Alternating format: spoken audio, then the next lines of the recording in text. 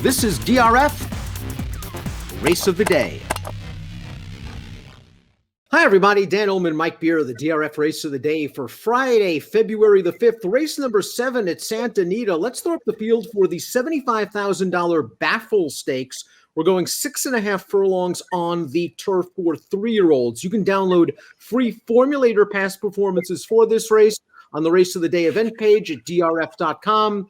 Access them, handicap along with us. This race rescheduled from last week at Santa Anita after the inclement weather. Mike, I think there's a lot of speed in this race. Timeform US kind of doesn't agree. Let's put up the pace projector.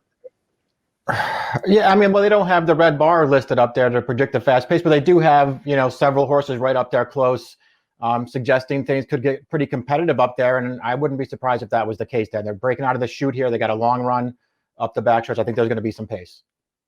Commander Kai's got a lot of early speed. Weston, a graded stakes winner on dirt, is making his turf debut. We'll see if he can transfer some of his dirt speed on the lawn. Exalting is another horse that has a good amount of early speed. I think this pace is going to be fast, and maybe it'll help the number 1, Gator Shining, who was a very game winner 2 starts back at Del Mar. And then he was beaten by Mac Daddy 2, the number 4 in this race last time out, but he had a pretty bad start.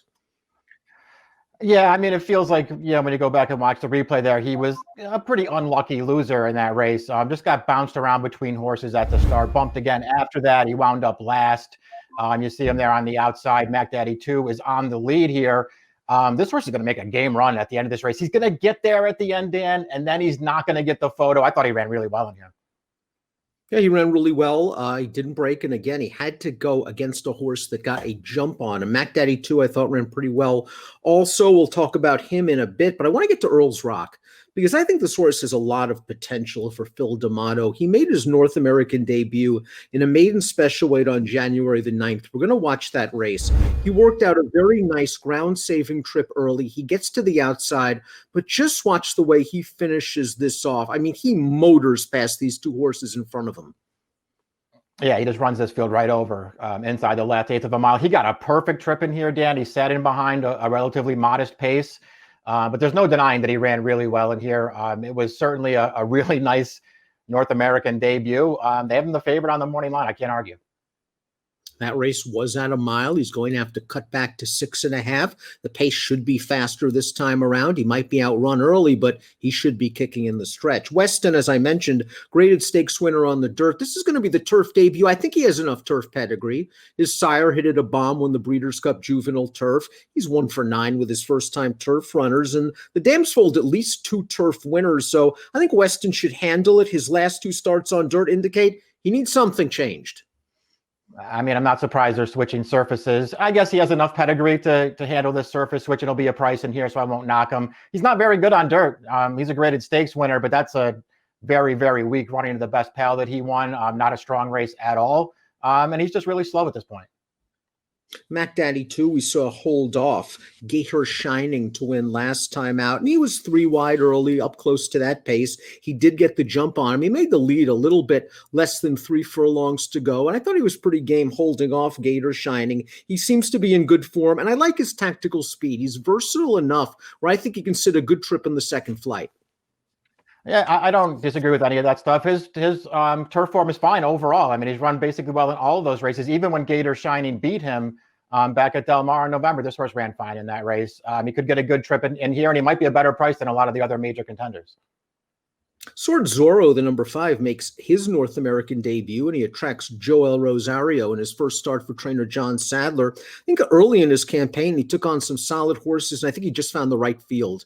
Last time out at Leopardstown, watching that race, he finished very strongly. I'm not sure what he beat. To me, this is a step up in class, and this distance might end up being a little bit sharp for him ultimately.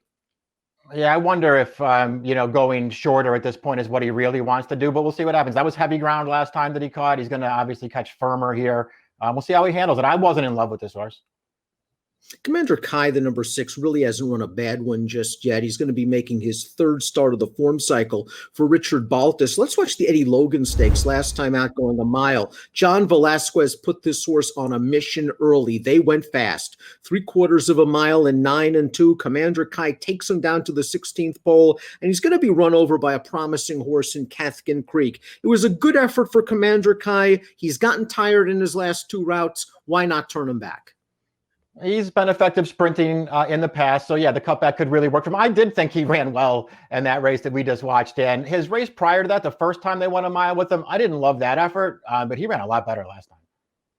Exalting, the number 7, has won 3 races in a row up at Golden Gate Field. He's now back with Doug O'Neill in Southern California. Let's watch his most recent start over the Tapeta surface at Golden Gate, going 5.5 furlongs. He got to the lead this day. Simply too fast for these horses at odds on. He is the lone one of 2 3-time winners in this field. Listed as a vet scratch, however, at Golden Gate on January the 8th. Yeah, I mean, we'll just see what he does. Obviously, he's shipping down here, back down here into a much tougher race again. Dan, we'll see how he handles it. He's a speed horse in a race that is not short on other pace, and he's never been this far. So there's a lot working against this horse. Harlan Estate, the number 8, is 20-1 on the morning line and must improve off of his current form. He did not threaten in the Cecil B. DeMille. He didn't break very well that day, but didn't do much running thereafter. Then again, if the pace is hot, this turnback candidate might make a bit of a bid at a price. I would use him deep underneath. Yeah, 3-year-old debut here, cutting back in distance. That could certainly work for him. He's obviously going to have to get better. Burkan Manlin, number 9, made a successful ship to Southern California when he won the DeMille at Del Mar, but he got a beautiful trip and ride by Hernandez that day, just saving ground in behind horses, getting to the outside off heels and upper stretch, and getting it done late. Last time out, he chased that fast pace by Commander Kai, and he just couldn't get by.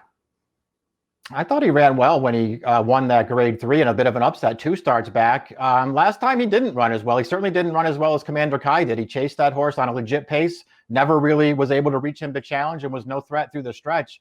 We'll see. I think it's a pretty tough call for me anyway. It was between he and Commander Kai. It kind of made me not want either one of them, Dan, as horses who will take money in here. We'll see how it all plays out this time.